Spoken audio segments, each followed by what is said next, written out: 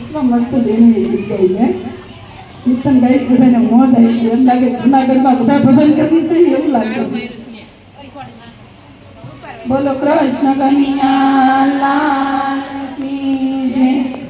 તો આજે અમારી બહેનો જો કેવી કડતાલ કાઢે છે. એકવાર આ બહેનોને તાળીના ગડગડાટે વધાવો કે અત્યારે 42 ડિગ્રી તાપમાનની અંદર આ બહેનોએ સેવાનો માર્ગ લીધો છે કે એને ખરેખર 3 કલાક ગાયો માટે સમય કાઢે છે આ બહેનો. કે એને ગાય માતાને એક વસન આપ્યું હતું કે હે ગાય માતા, તને એક ગૌશાળાની અંદર ખીલે બાંધી દઈશું અને ઘર ઘરના ઉમરા તારી આટલું અમે ગણીશું. એટલે અમારી બહેનોને કોઈ પણનો ફોન આવે ને કે અમારે ઘરે આજ ભૂલ સત્સંગ રાખવાનો છે, એટલે અમારી બહેનો ગમે ના હોય, માણસ કે નાનો માણસ હોય તો ભલે, મોટો માણસ હોય તો ભલે, રંગ હોય તો ભલે, રેત હોય તો ભલે, અમારા બહેનોને એક ફોન આવે ને કે એ ગાયો માટે નીકળી જાય છે. 3 કલાક ગાયો માટે ભોગ આપે છે. કેમ કે ગાય છે ને ખરેખર આપણી માં છે.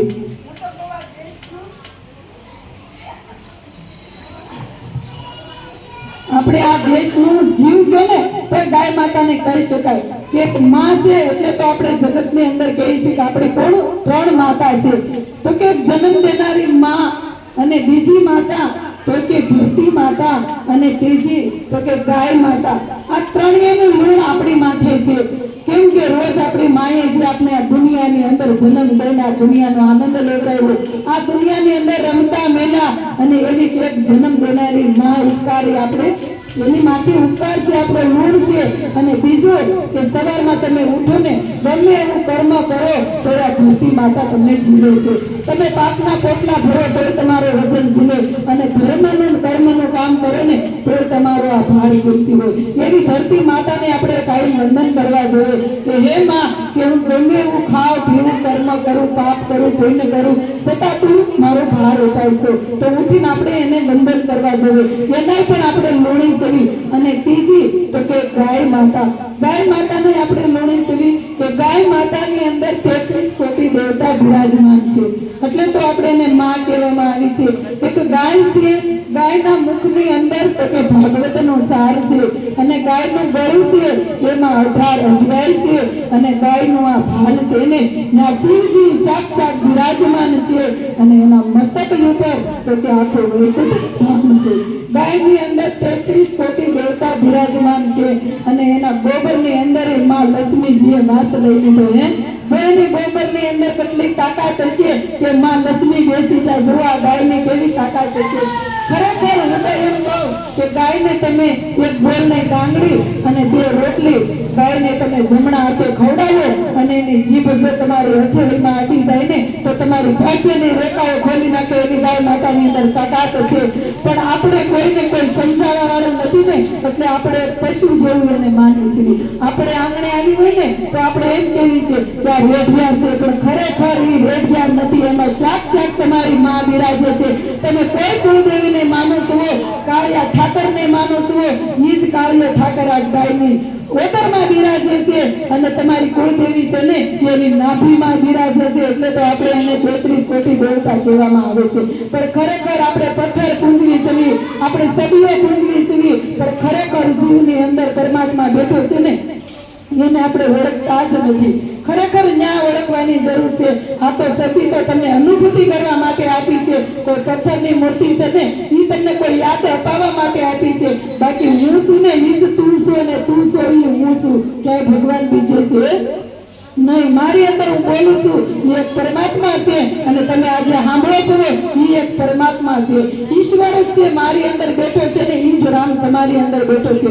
આપણી જન્મ દેનારી માવું અલગ અલગ છે, પણ મને તમને ઘડવા વાળો તો મારો એક ઈશ્વર જ છે. જેને તમને ઘડ્યા 9 મહિનાની અંદર ઉદરમાં એને જ મને ઘડી છે.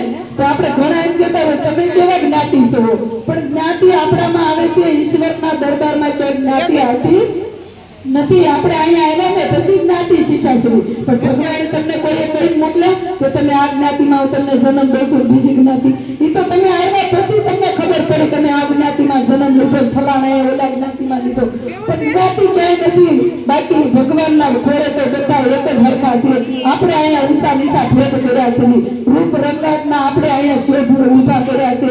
બાકી તો ભગવાનના ઘરમાં કાળો માણસ એને તો એટલો સુંદર લાગતો હોય, અને ધોળો માણસ એને એટલો સુંદર લાગતો હોય એ તો આપણી નજર છે ને ફરી ગઈ છે અને થોડા હોય ને એમ કે મેરા હાથ કેવા સરસ છે કે કાળા રૂપી આ બેનમાં કાંઈ લેવાનું નથી પણ એના ગુણ તો જોવો એની અંદર રામ બિરાજે છે ને એના દર્શન કરો રૂપના કે દર્શન ન હોય ખરેખર આત્માના દર્શન હોય દેહના કે પ્રદર્શન ન હોય પણ માણા કે પ્રભુનો અંદર આત્મા બેઠો છે ને એને ઓળખવા મળો ને એટલે તમને આંખે પર આનંદ જ આવે પણ આપણે આનંદ કે ગોતવાનું જ આવવાનું હોય આપણે અંદરથી જ પ્રગટ કરવો જોઈએ મારે તમને આનંદ કરાવવો હોય ને તો હું ન કરાવી શકું પણ તમને અંદરથી એમ ઉત્સાહ આવે કે આજ મારે ભગવાન માટે આનંદ કરવો છે જેમ નરસિંહ નાશ્યો હતો એમ ભગવાન આરે મારે નાસવું છે જેમ મીરા નાસી હતી એમ આજ ભગવાન આરે મારે રંગાવવું છે તો જ તમને એ રંગ ચડે બાકી હું એમ કહું કે વનિતાબેન તમે ઊભા થઈને આજ નાસો કેમ તો વનિતાબેન કહ્યું કે મનસારમ આવે હું ન નાસું એમ રંગ ન ચડે રંગ તો નાભીમાંથી એવો વિચાર આવ્યો જોવે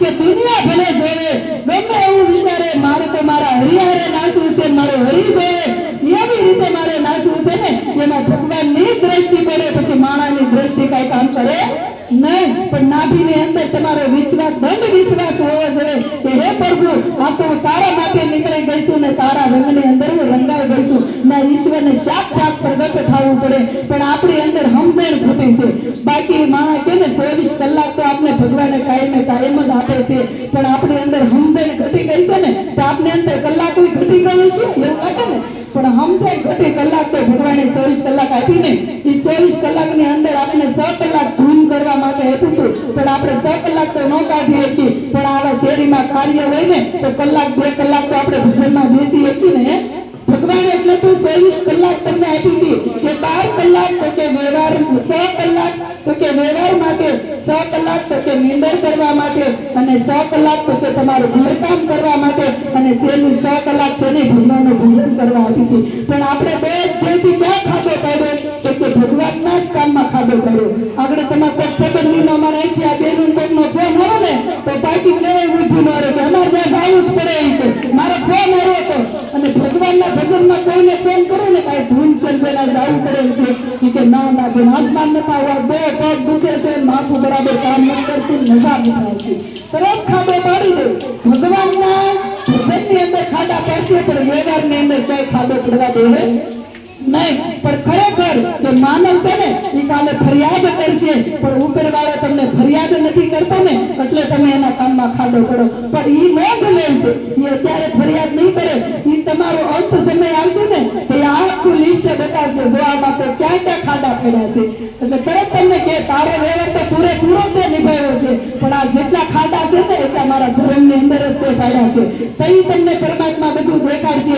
માણસ છે ને આજ આ બેનની ગરીબમાં જાવ ને એટલે આ બેન કાલ તરત મને એમ કે તમારા ઘરે આવ્યા હતા ઉપરવાળાને આ ધૂનમાં ન આવું તો કાલ મને ઉપરવાળો એમ ન કે બેન તમે કાલ ધૂનમાં લઈ એટલે માણા હારે વ્યવહાર કરે પણ ભગવાન હારે કોઈ વ્યવહાર કરતું નથી અત્યારે કોઈકની ઘરે પરચમ હોય તો તમે 500 રૂપિયા લખાઈ નાખજો કેમ કે તમને ખબર છે કે 500 રૂપિયા કાંઈ પાછા આવશે પણ ખરેખર એની હારે 500 રૂપિયા લખાઈશું ને એટલે એ તમને 500 જ લખાવશે પણ મારા હરિના દરબારમાં હો લખાઈશું ને એટલે 1000 કરીને તમને વ્યાજ બધા પાછા આપશે એટલે એને હારે વ્યવહાર કરજો અને ઈ જ તમારા ખાડા ભરશે અને એવો તમારો સમય આવશે ને કે કોઈના રૂપમાં મારો હરી ઉઠો રહે બાકી માણા તો માય કાંગલા છે સારો સમય આવશે ને એટલે પડખે ચડી જાય નબળો આવશે તો સટકી હોતે જાય એટલે કીધું કે ભગવાન ભરોસે થઈ જાવ ભગવાનના ભરોસા રાખો માણાના કે ભરોસા ન હોય જે ઉગતો દિવસ ઉગે ત્યાંથી ભગવાન માટે ભરોસો મૂકી દો અને હાથ પડે ને તમારું ટોટલી કામ પૂરું ન કરે ને તો ભજન મૂકી દો તો ભરોસો ન્યા રાખજો માણા ઉપર ક્યારે ભરોસો ન હોય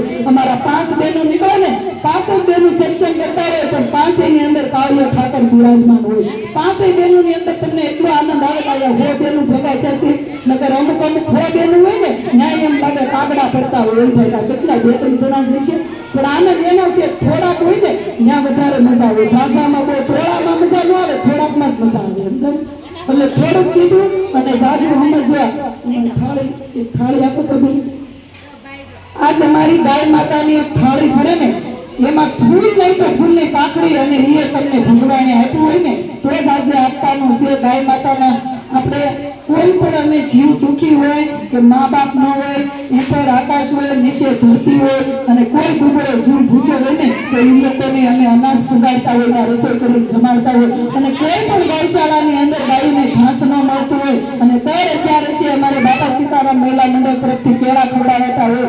ગૌશાળામાં અમે બેનો પોતે જઈ અને પોતે કેળા લઈ ગાયોને ખવડાવવા જઈ. તમે આજે જે કઈ ધન રાશિ આપશો ને એ અમારા ગાયના પેટ સુધી પહોંચાડવાની જવાબદારી અમારી હોય. કેમ કે તમે એમને આ દાન આપી દીધું એટલે ભગવાન પાસે તમારું જમા થઈ ગયું. ઈ દાન અમારે ગૌ માતાના પેટમાં પુસાડવું ને એ બધું અમારું કર્મ છે. તો તમે આજે જે કઈ ધન રાશિ દેશો ને એ સીધી આપણે ઠાકરના શરણોમાં લખાઈ જાય. એટલે તો ભગવાને કીધું છે કે તમે થોડું દેવો તો એ વ્યાજ હોય તો પાછું આપશે તમને. અને તમે વાવ્યું છે ને તો તમારી પેઢી લડશે.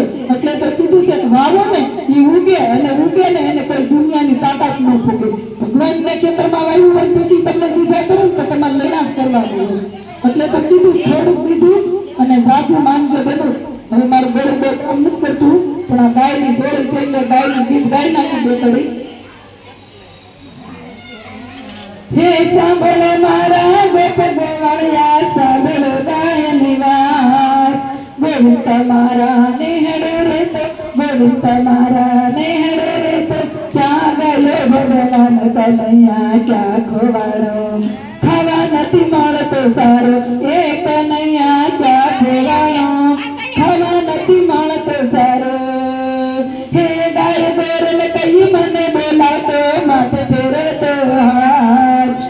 ગાય ગોરલ કઈ મને બોલાવતો, માથે ફેરવતો હાથ. એક લૈયા તો પવનમાં ફરું, એક લૈયા તો પવનમાં ફરું. સડી ગયો મારો નાથ કનૈયા, ક્યાં ખોવાડો. ખાવા નથી મળતો સારો એ કનૈયા, ક્યાં ખોવાડો. ખાવા નથી મળતો સારો. હે પાપિયા મને મારે છે, કાઢે ગામની બહાર.